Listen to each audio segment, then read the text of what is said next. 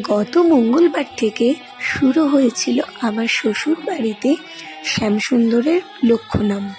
তো সেই উপলক্ষে আমি ভোগের আয়োজন করেছিলাম।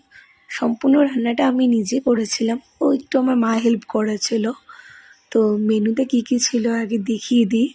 ঠাকুরের ভোগের জন্য বানিয়েছিলাম ঘি ভাত, কচুর শাক, পটল ভাজা, আলু ভাজা, বেগুন ভাজা, কুমড়ো ভাজা ও ঘি করলা ভাজা। আর করেছিলাম আলু পটল পনির, চাটনি ও পায়েস। নারকেল দিয়ে করেছিলাম পায়েসটা।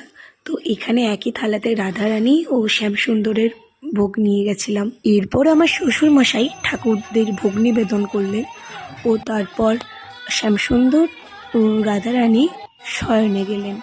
তো এরপর আমি আরও ভিডিও নিয়ে আসবো আমাদের বাড়ির পুজোর। তোমরা জানিও এই ভিডিওটি তোমাদের কেমন লাগলো। টাটা।